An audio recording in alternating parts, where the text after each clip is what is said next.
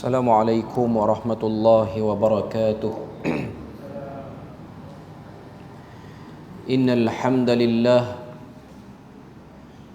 نحمده ونستعينه ونستهديه ونستغفره ونعوذ بالله من شرور أنفسنا ومن سيئات أعمالنا.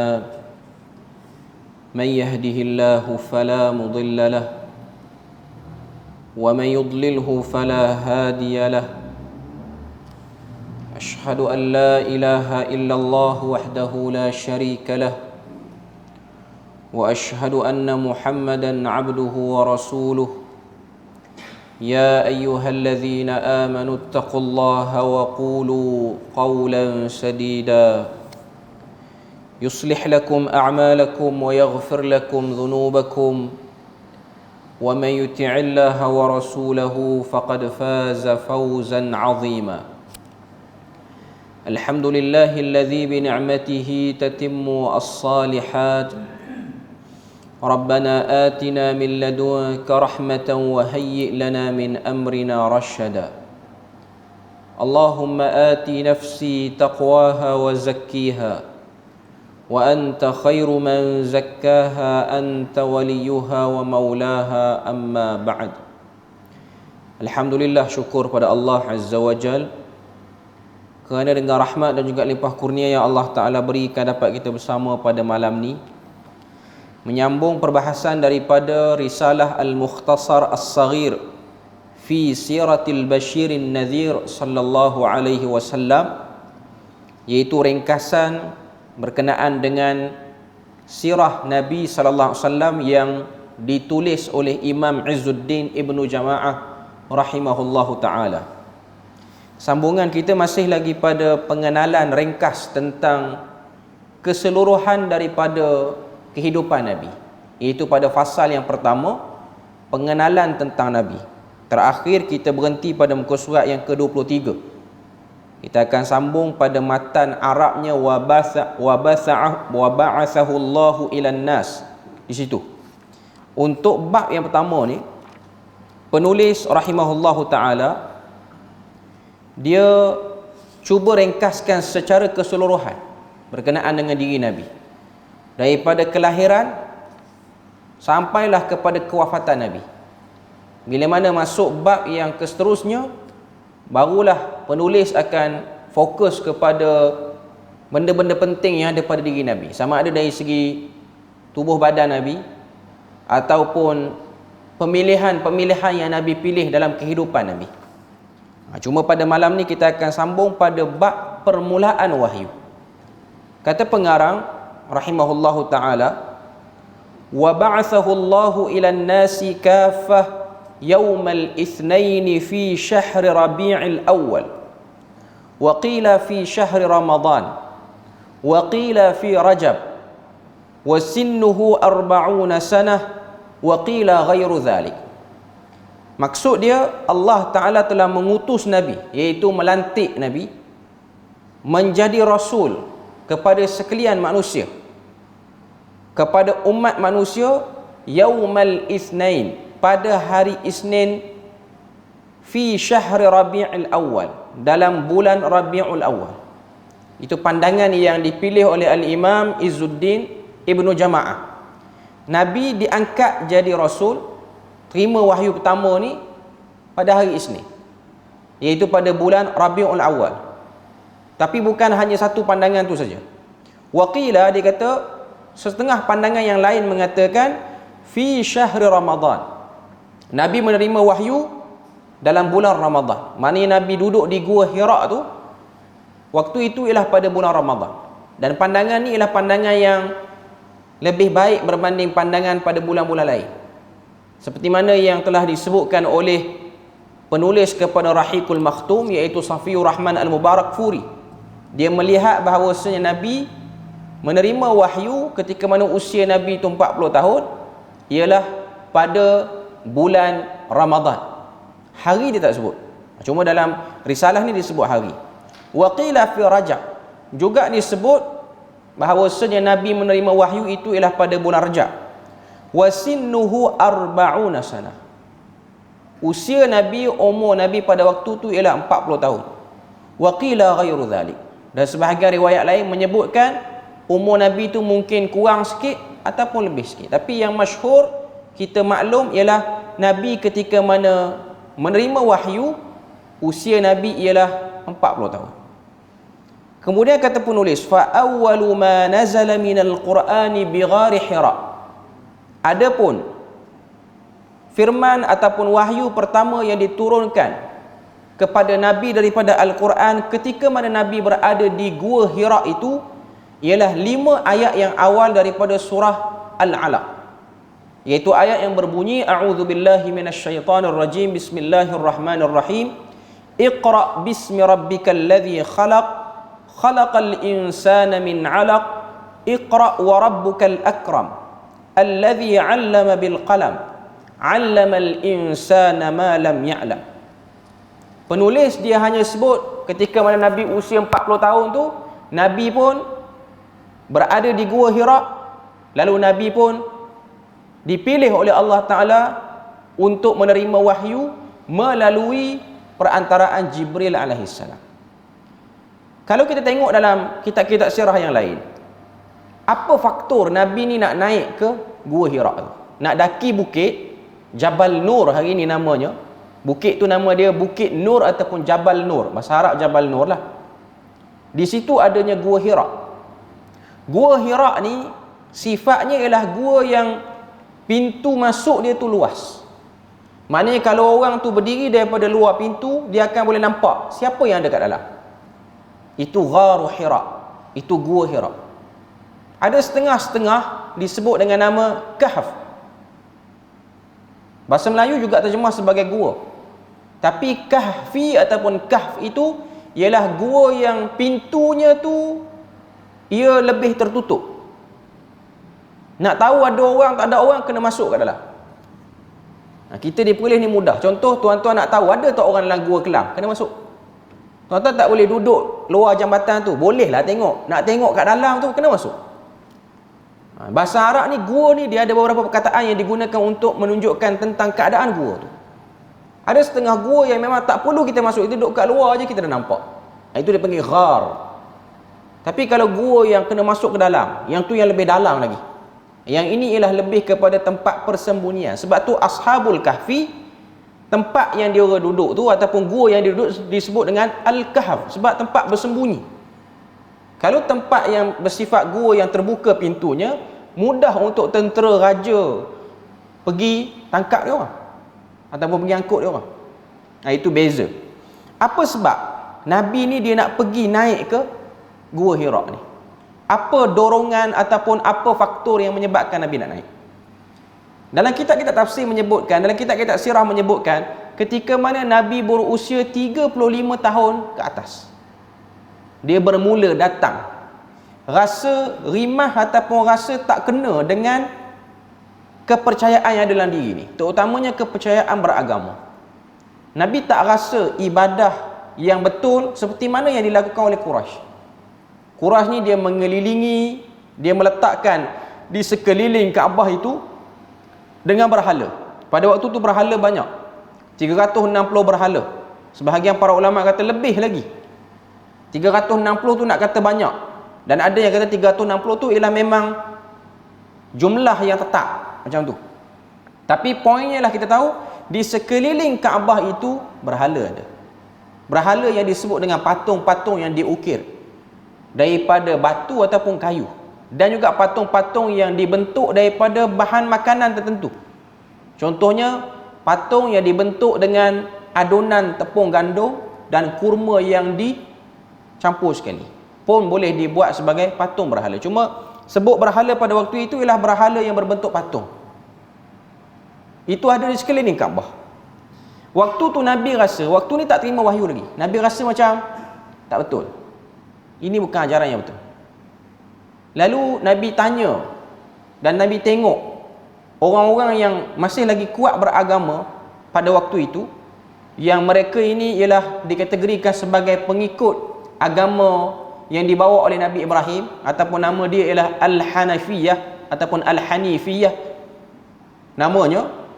Antara amalan yang dikekalkan daripada waktu Nabi Ibrahim sampailah kepada zaman Nabi Muhammad sebelum jadi rasul ni ialah naik bersunyi diri di gua yang disebut dengan istilah tahannus. Tahannus ni naik, duduk, bawa bekal, berfikir.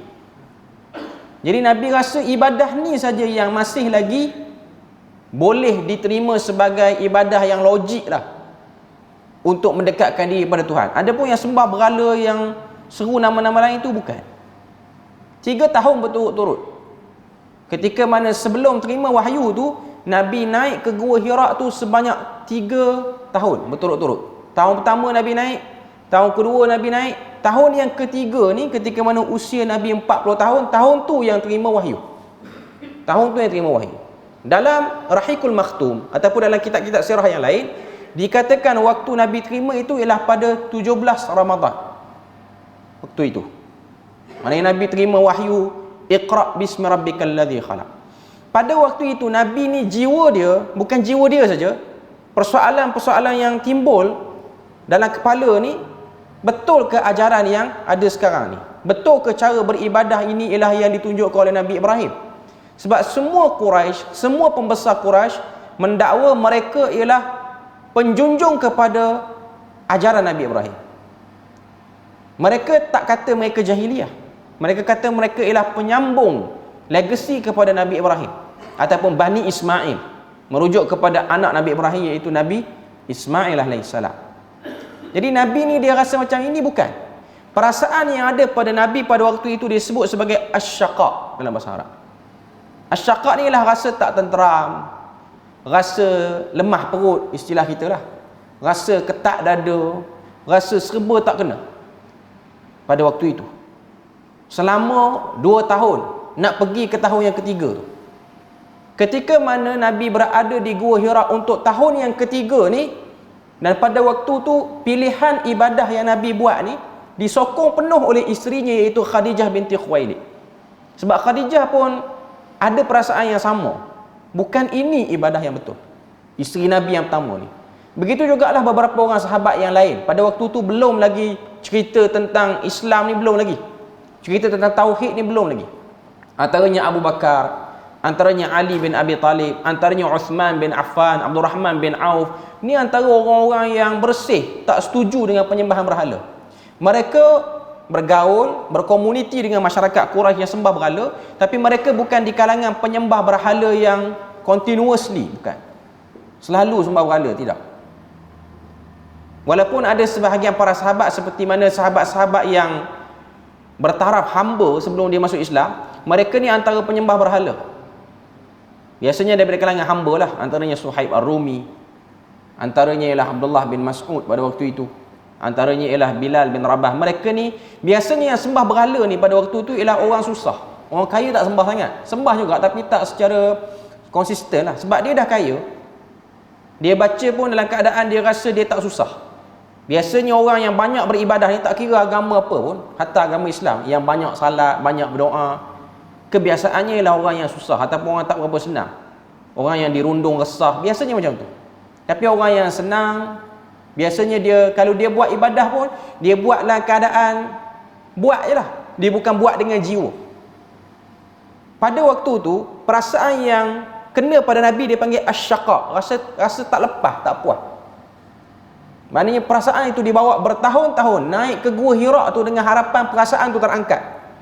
Sehinggalah yang apa disebut dalam risalah kita ni, ketika mana Nabi cukup genap 40 tahun usianya, maka turunlah Jibril alaihissalam membawa wahyu yang awal, iaitu 5 ayat awal daripada surah Al-Alaq. Iqra bismi rabbikal ladzi khalaq, khalaqal insana min 'alaq, Iqra wa rabbukal akram, alladzi 'allama bil qalam, 'allamal insana ma lam ya'lam. Bacalah dengan nama Tuhanmu yang menciptakan manusia daripada setitik darah. Bacalah dan Tuhanmu akan memuliakan, yang mengajarkan kamu dengan qalam.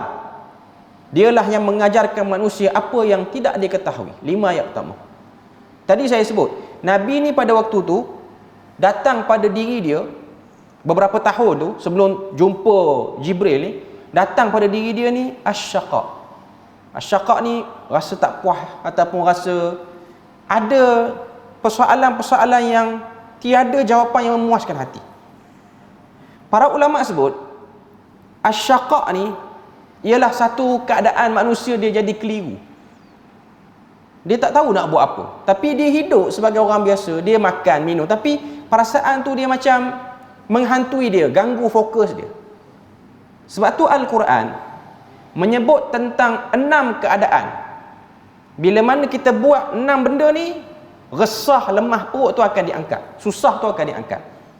Sebab tu para ulama sebut antara cara untuk mengangkatkan perasaan asyaqa itu ataupun perasaan rasa payah, susah, ialah dengan 6 perkara. Yang pertama ialah dengan sentiasa mendekatkan diri dengan Al-Quran. La yajtami'u syaqa' ma'al Quran. Tidak akan berhimpun perasaan lemah perut ataupun rasa serabut ni pada orang yang duduk dekat dengan Quran. Dalilnya ialah dalam surah Taha. Allah Ta'ala sebut ma anzalna 'alaikal Qur'ana litashqa. Tu yang pertama. Maknanya kalau kita rasa serabut, kita tengok kita punya hubungan dengan Quran macam mana. Sebab Nabi waktu terima wahyu ni terangkat segala keresahan, terutamanya pada bab isu-isu ketuhanan.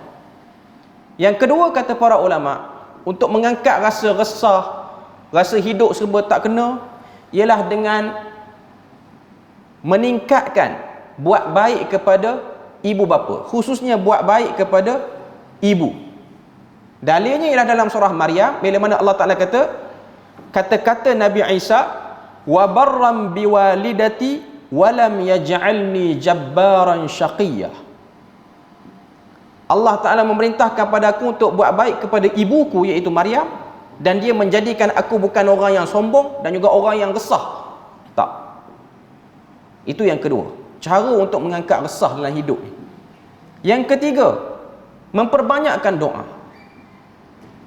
Resah ataupun asyaqa ini akan terangkat bila mana satu orang tu dia banyak berdoa, doa yang ikhlas kepada Allah Azza wa Jalla. Dalilnya ialah juga dalam surah Maryam, ketika mana Allah Ta'ala menyebut walam akum bidu'aika rabbi syaqiyya. Ini pun kata-kata Nabi Isa. Dan Tuhan tidak menjadikan aku ketika mana berdoa kepadanya rasa resah. 3. Yang keempat, macam mana satu orang tu dia nak angkat resah, dia berusaha mengikut jalan hidayah yang benar. Ketika mana Allah Ta'ala sebut dalam Al-Quran, famanittaba'a hudaya fala yadhillu wala yashqa. Siapa-siapa yang ikut hidayah, iaitu ikut agama yang benar, ajaran yang benar, maka dia tak akan sesat dan dia tak akan resah. Itu yang keempat. Yang kelima, meletakkan dalam diri kita ni rasa takut kepada Allah Azza wa Jalla. Takut pada makhluk ni kita cuba elak dan cuba buang dalam diri kita. Perlahan-perlahan kita buat. Pelan-pelan kita buat. Jadi bila mana satu orang tu dia ada rasa takut pada Allah Azza wa Jalla, Allah Ta'ala akan angkat resah. Dalil dalam Al-Quran, sayadzakkaru man yakhsha wa yatajannabuhal ashqa. Itu yang kelima. Dan yang keenam, rasa resah itu akan terangkat dengan kita meningkatkan ketakwaan kepada Allah Azza wa Jalla. Dalam Al-Quran Allah Ta'ala sebut, fa anzartukum naran talazza la yaslaha illa al-ashqa alladhi kazzaba wa tawalla wa sayujannabuhal atqa. Jadi 6 perkara ni kalau kita buat, Allah Ta'ala akan angkat resah. Asyaqa ni dia bukan resah je, susah, takut, semua duduk dalam tu. Yang pertama ialah dengan buat baik kepada ibu bapa, khususnya ibu. Yang kedua, banyak berdoa. Yang ketiga, mendekatkan diri dengan Al-Quran, banyak baca, cuba beramal dengan Quran, cuba faham Quran. Yang keempat, mengikut jalan hidayah. Yang kelima, menanamkan perasaan takut kepada Allah Azza wa Jalla. Dan yang keenam, bertakwa kepada Allah. Sebab tu pesanan takwa ni tiap-tiap minggu kena pesan, dalam salat Jumaat, dalam khutbah Jumaat. Dan tak sah khutbah tu kalau tak ada pesanan takwa. Ianya penting. Dan Nabi sendiri pun bila mana Nabi memulakan ucapan, Nabi nak bercakap, walaupun dia bukan khutbah Jumaat, bercakap, nak kuliah, nak mengajar, Nabi suka memulakan dengan khutbatul hajah. Khutbatul hajah dalam permulaan muqaddimah nak bercakap tu, Nabi akan sebut, ya ayyuhalladzina amanu taqullaha haqqa tuqatih. Pesanan takwa dia sebut. Maknanya benda tu penting. Jadi bila mana Nabi dia terima wahyu yang pertama ni, terangkat rasa resah, rasa serabut, rasa macam tak ketahuan hala ataupun tak tentu arah. Berkecamuk perasaan dalam diri Nabi. Bila mana datang Jibril, walaupun pada waktu tu Nabi masih lagi keliru. Dia macam terkejut. Sebab Jibril datang dengan wajah yang tak biasa Nabi tengok, ataupun dengan cara yang tak biasa Nabi tengok. Tak biasa orang datang dengan cara macam tu. Sehingga Nabi ni bila mana terima wahyu yang pertama ni, 5 ayat yang awal, Nabi terus turun. Kalau kita baca dalam hadis riwayat Bukhari tu, bila mana Nabi ni diberikan sesuatu dalam bekas, yang dalam bekas tu ada lembaran-lembaran. Jibril ni macam bagi satu macam buku ataupun lembaran tu dekat Nabi. Jibril kata Iqra. Itu sebahagian riwayat sebut. Ada yang kata Iqra terus, tanpa ada bagi apa-apa. Riwayat Muslim kata bagi something.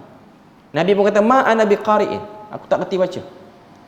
Lalu Jibril pun memeluk Nabi sehinggalah Nabi ni rasa sesak. Sesak nafas Nabi, rasa lemah. Dan lepas pada tu Jibril suruh lagi Iqra. Sampailah benda tu berlaku 3 kali. Para ulama mencari hikmah, kenapa Nabi dipeluk oleh Jibril sehingga rasa lemas Nabi tu, sesak nafas. Kerana nak beritahu pada Nabi, ini bukan mimpi, ini realiti. Bila mana satu orang tu dia rasa sakit, maknanya dia sedar tu dia bukan duduk di alam mimpi. Sebab ada sebahagian orang dia kata tak, Nabi berlaku benda tu nak keadaan mimpi, tak. Dan yang kedua nak sebut pada kita bahawasanya Quran ini memang sifatnya bila mana kita terima, Quran itu sifatnya berat. Tambah kita yang bukan orang Melayu ni, Quran ni berat sebab nak menyebut perkataan, ianya bukan perkataan bahasa kita. Huruf-hurufnya kadang-kadang payah untuk dibentuk oleh lidah kita. Pelak-pelak kita ni menyebabkan kita kadang-kadang suka nak sebut. Tapi boleh sebut. Kalau usaha boleh sebut. Sebab Allah Ta'ala sebut walaqad yassarnal Qur'ana lidzikri fahal min muddakir. Dalam surah Al-Qamar Allah Ta'ala sebut 4 kali, kami mudahkan Al-Quran. Kenapa kamu tidak mahu mencubanya, tidak mahu mengambil pengajaran ataupun try hard pada Quran itu, kamu akan dapat kemudahan. Jadi nak sebut pada kita bahawasanya itu benda yang berlaku pada Nabi. Bila mana Nabi ni menerima wahyu, selepas dibacakan 5 ayat pertama daripada surah Al-Alaq, Nabi ni jadi menggeletar tubuh badan dia, gementar badan Nabi. Pada waktu tu Nabi ni berpeluh, dipenuhi badan Nabi ni dengan basah peluhnya, dan akhirnya Nabi turun daripada Jabal Nur nak balik ke rumah dia. Tuan-tuan, kalau kita tengok hari ni Jabal Nur ni, kita nak daki Jabal Nur ni, yang sekarang dah ada tangga pun semua ni, kita ambil masa lebih kurang sejam. Sebab dia punya laluan tu agak berliku. Saya pernah daki dah Jabal Nur ni, waktu tu umur 20. Sekarang rasa kalau daki sejam setengah kot. Waktu tu sejam 40 minit boleh pergi. Lajulah kita naik tu, laju. Sebab kita kena lalu celah-celah yang banyak sikit lah nak sampai. Dia tak wajib pun panjat, tapi kalau hati tu rasa nak tengok, kita boleh pergi tengok lah. Tak ada fadilat apa pun. Kalau tuan-tuan panjat gua tu sehingga menyebabkan letih tak pergi Masjidil Haram, tak payah panjat. Saya nak pesan yang tu. Pergi umrah, ada niat nak panjat gua Hira, panjat gua Hira tu, daki gua Hira, daki Jabal Nur sampai naik ke gua tu, balik daripada daki tu demam seminggu. Seminggu tu tak boleh pergi Masjidil Haram, tak ada guna, tak payah panjat. Tak perlu. Tapi kalau kuat, kalau ada tenaga yang banyak, dia persilakan. Tapi kita kena tahu prioritinya ialah berada di Masjidil Haram. Sebab tiada pahala besar pun salat di situ, tak ada. Pahala besar ialah salat di masjid, Masjidil Haram tu. Sebab sekarang ni kan ramai orang cuti, orang pergi buat umrah ke apa semua. Ada orang dia nak benda tu, tak puas naik gua Hira, double nak naik pula gua Sur. Gua Sur ni 2 kali lebih tinggi berbanding gua Hira. Gua Sur lebih penat lagi lah, dan dia lebih berliku. Sebab gua Sur ni dia lebih tertutup pintunya, sebab itu tempat persembunyian, bukan tempat bersuluk ataupun beribadah. Itu tempat persembunyian, jadi sifatnya lebih tertutup. Cuma nak sebutnya, tiada apa-apa yang mustahak untuk kita naik, melainkan kita rasa nak naik. Saya tak larang untuk naik, tapi supaya kita tahu yang utama di mana. Sebab ada orang dia nak naik, dia try hard. Ada setengah-setengah jemaah saya tengok sanggup naik, Walaupun kita tengok dia tu diusung dengan kursi roda pun nak boleh naik tu. Tak perlu. Tak perlu memaksa diri ataupun menyeksa diri. Tak perlu. Dan jangan terikut-ikut dengan orang yang cuba untuk berasak-asak salat dalam ruang Gua Hira tu, sehingga kita menyakiti orang. Sebab saya pernah tengok waktu saya naik tu malam lepas pada isyak, ada jemaah daripada Turki naik, yang perempuan pun naik, dah tua pun naik. Akhirnya berlakulah sedikit ketegangan, nak pijak kepala orang, nak terajang orang, tak puas hati, dah letih. Yang tu antara benda yang berlaku lah, kerana tak faham apakah sebenarnya tujuan pergi buat umrah itu. Pergi buat umrah ni ialah untuk maksimumkan ibadah di Masjidil Haram dan juga maksimumkan ibadah di Madinah, iaitu di Masjid Nabawi. Adapun aktiviti-aktiviti lain kita cuba elakkan supaya kita boleh optimumkan. Ziarah boleh, tapi jangan melampau. Apatah lagi ziarah kedai-kedai nak beli barang cendera hati, lagi tak patut. Sebab tu istilah yang orang guna apa dia? Umrah ni dia tak ada ibadah melontar. Haji dah. Tapi orang yang pergi buat umrah ni dia tetap melontar, iaitu melontar duit dia ke kedai-kedai. Lontar duit dia. Habis duit. Beratus riyal habis. Tak cukup, tukar lagi sampai 1,000, sampai 2,000 riyal. Dia melontar di situ. Dia tak melontar di 3 Aqabah tu. Dia melontar di kedai-kedai cendera mata tu. Cuma nak katanya, nak beli boleh, nak pergi tempat lain boleh, tapi ingat, tujuan datang, duit yang dikumpul, duit yang dihabiskan ialah untuk memaksimumkan ibadah di Masjidil Haram. Dan kita kena tengok dan kita kena perhati sekeliling kita waktu kita buat umrah tu. Tengok jemaah-jemaah yang datang daripada India, Pakistan, yang ni jenis gamble, tak ada hotel pun. Bawa luggage tu kosong, gantung dekat pagar masjid, duduk dalam masjid. Tidur punya lama, kena ligan dengan polis, dia orang lari sekejap, lepas tu masuk balik. Dia ada jemaah-jemaah daripada negara-negara miskin ni, dia orang tak ada hotel. Dia orang bukan macam kita, apatah lagi dia nak makan buffet apa semua, tak ada. Dia orang hanya duit cukup tiket, lepas tu buat visa, makan, nak beli makan pun tak ada. Dia orang hanya mengharapkan orang bagi makanan free. Yang bagi makanan free ni orang Malaysia lah. Bagi. Orang Malaysia banyak duit bagi. Beratur, geng-geng ni apa semua. Selain daripada tu minum air zam-zam lah. Tu antara yang dia orang. Tapi kita ni Allah Ta'ala limpahkan, jemaah Malaysia ni Allah Ta'ala limpahkan duit banyak. Duduk hotel pun hotel-hotel yang mahal. Oberoi ni berapa semalam? 700 riyal, 800 riyal. Duduk hotel-hotel yang mahal. Tapi memilih untuk tetap berada di hotel juga. Kerana terlalu mahal ke hotel tu. Sebab saya tahulah, sebab ada orang dia pergi, saya tak pernah duduk hotel macam ni ustaz. Hotel ni mahal. Akhirnya dia sayang nak pergi masjid, duduk hotel. Duduk Malaysia tak boleh duduk hotel 500 semalam. Dia pun duduk situ. Ini antara kekeliruan yang berlaku. Cuma nak katanya, ziarah boleh ziarah, tapi kenal prioriti dalam beribadah. Nabi bila mana Nabi turun tu laju. Zaman tu tak ada tangga. Sekarang dah ada tangga. Siap ada pondok-pondok lagi untuk berehat, lebih kurang 6 ke 7 checkpoint. Rasanya 6 checkpoint kot. Dia macam ada wakaf, macam gazebo kecil macam tu lah. Sampai sini berhenti, sampai sini berhenti. Kalau kita daki tu dalam sejam lah lebih kurang kita naik sampai ke atas tu. Okay. Nabi turun dalam keadaan menggeletar.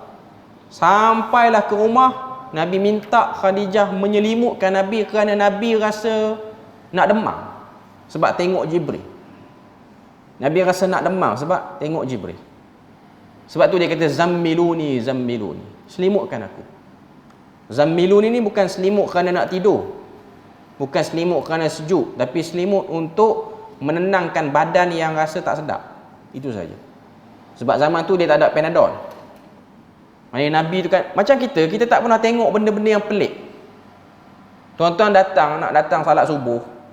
Salat subuh sekarang tak berapa gelap sangat, dah 6.26. Kalau salat subuh yang beberapa bulan lepas, pukul 5 ke, ataupun setengah-setengah negeri yang salat subuh pukul 5.45, kena kawasan pendalaman pula, kawasan-kawasan yang gelap ni. Nak pergi masjid, tengok ada something. Tengok ada satu orang pakai jubah sama tinggi dengan tiang elektrik. Kita pun dah semacam hantu raya, orang kata hantu raya. Balik rumah menggeletar, ambil Panadol dekat dengan setengah tablet, ataupun dekat dengan setengah papan tu, ambil. Sebab takut. Itu ialah benda normal. Satu orang memang dia tengok benda yang dia tak biasa, dia akan jadi macam tu. Nabi dia jadi macam tu. Sebab zaman tu tak ada ubat lain melainkan tidur. Tidur. Jadi pada waktu tu, ketika mana Nabi tu minta ditenangkan oleh Khadijah, Khadijah pun tanya, tengok apa? Dia pun cerita itu ini. Khadijah pun kata, Allah Ta'ala tidak akan menganiaya lelaki seperti kamu, kerana kamu ini telah berbuat baik pada orang. Wa taksibil ma'dum, kamu tolong orang yang tak ada duit. Nabi ni suka tolong orang. Tahap Nabi tolong orang, kalau kita tengok, tahap yang memang kita sukar nak buat. Sebab Nabi tolong orang dengan cara yang luar biasa. Macam mana?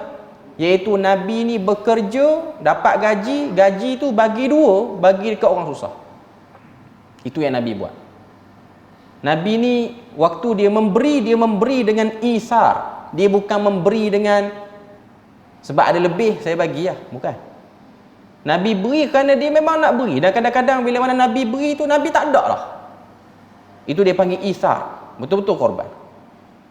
Jadi Khadijah kata, Tuhan tak akan menyakiti ataupun membiarkan orang macam kamu ni berada dalam benda yang menyakitkan. Maknanya Khadijah dapat rasa ianya ialah suatu tanda kebaikan pada suami dia. Cuma dia tak berani nak kata apa. Sebab tu dia cadangkan kepada Nabi untuk esok pergi jumpa dengan Waraqah bin Naufal, seorang ahli kitab, seorang ahli ibadah dan juga ahli kitab yang masih lagi mengikuti ajaran yang dibawa oleh Nabi Isa AS daripada Injil. Jadi pada waktu itulah Nabi diberikan penerangan oleh Waraqah bin Naufal apa yang dia nampak tu. Yang dia nampak itu ialah namus, iaitu Jibril AS. Sebab nama Jibril dalam kitab Injil ialah namus. Dia bukan bahasa Arab lah, dia bahasa Ibrani ataupun bahasa yang dipertuturkan oleh umat-umat yang lebih awal pada Nabi Muhammad Zahir.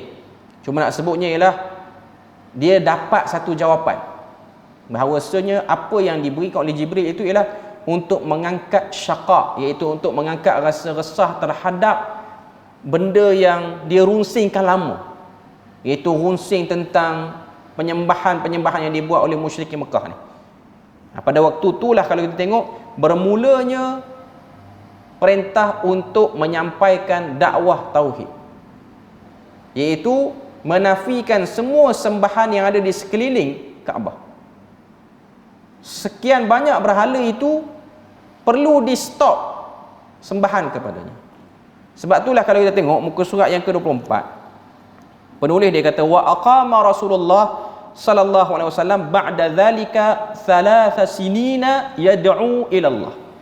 Lalu selepas terima wahyu sebanyak 5 ayat daripada surah Al-Alaq, Nabi pun melaksanakan dakwah secara sembunyi-sembunyi selama 3 tahun, menyeru orang ramai agar beriman kepada Allah. Macam mana dakwah Nabi selama 3 tahun ni? Nabi mengenal pasti siapa yang bukan kaki sembah berhala. Dan dia ni bukan orang yang tak sembah berhala, tapi bila mana orang kata kepada berhala ni, dia terkehadapan backup berhala, bukan. Dia orang yang duk diam.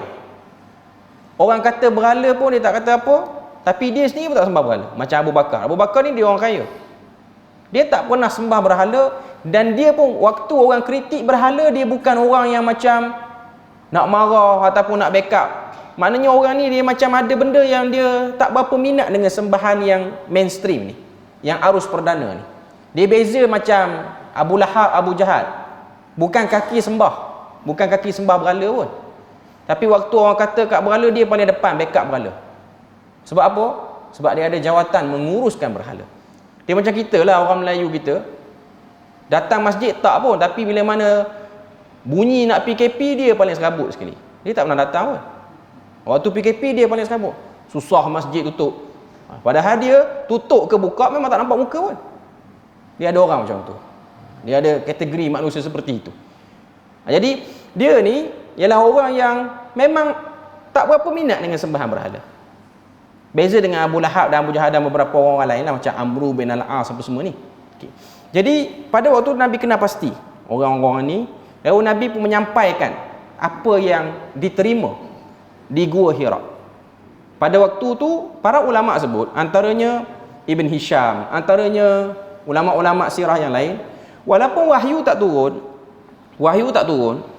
wahyu turun selepas pada 3 tahun tu pula, Nabi ni diberi ilham oleh Allah Ta'ala untuk faham sembahan berhala tak betul.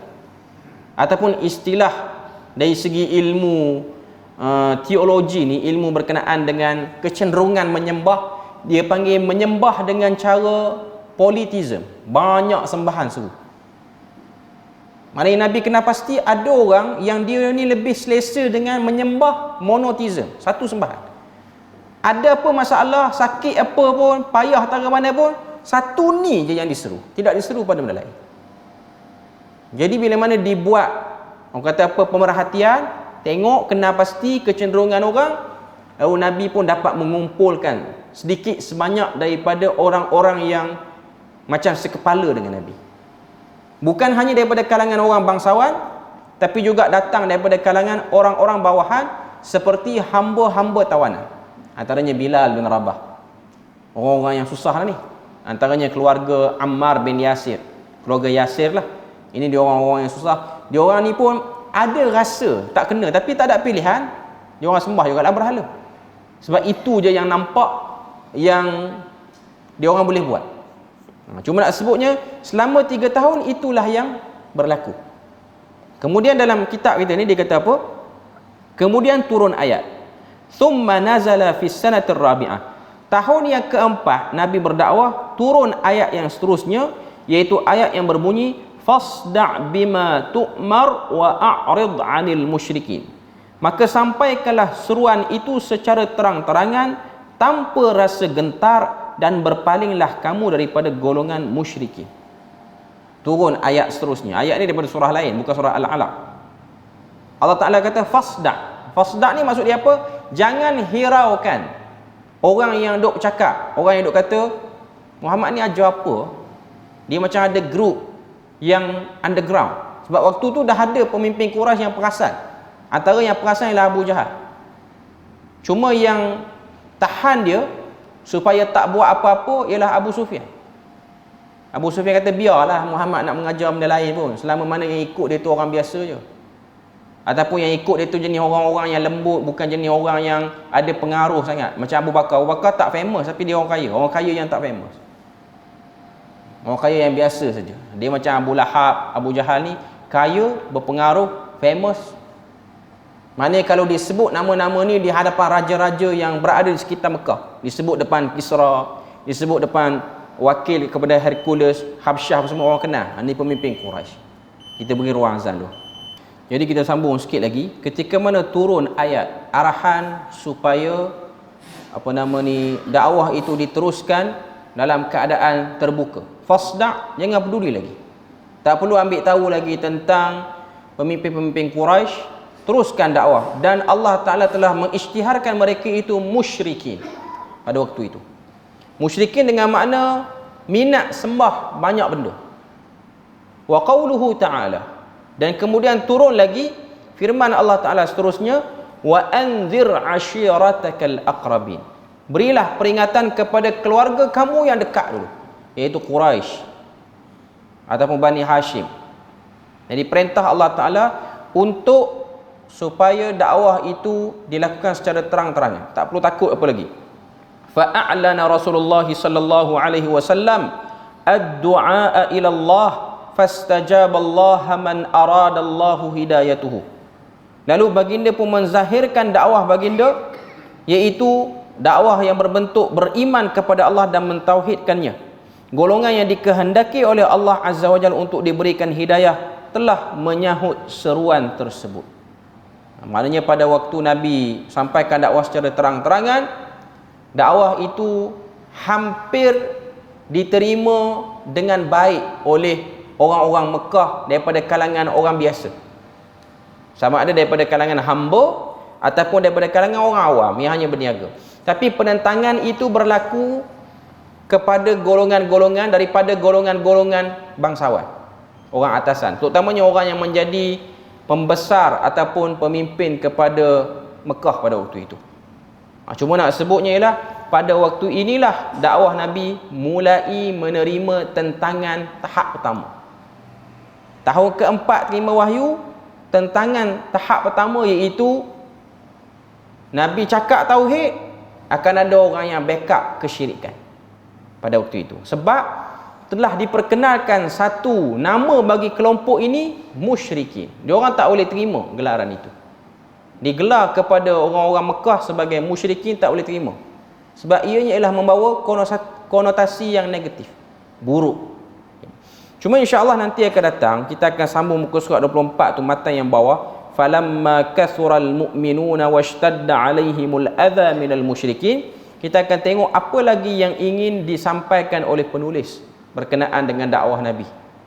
Cuma nak sebutnya, dia sebut di sini sangat ringkas. Dan memang saya terpaksa ambil banyak riwayat-riwayat lain untuk kita selitkan supaya kita nampak dakwah Nabi tu secara menyeluruhnya macam mana. Jadi insya-Allah untuk kali yang akan datang kita akan sambung pada muka surat yang ke-24 matan Arab dia tu, kita akan sambung situ. Falamma kathural mu'minuna washtadda 'alaihimul adza minal musyrikin. Jadi setakat tu saja kita punya perbahasan pada malam ni. Moga Allah Taala beri rahmat dan berkat. Subhanakallahumma wa bihamdik, asyhadu an la ilaha illa anta wa astaghfiruka wa atubu ilaik. Wassalamualaikum warahmatullahi wabarakatuh.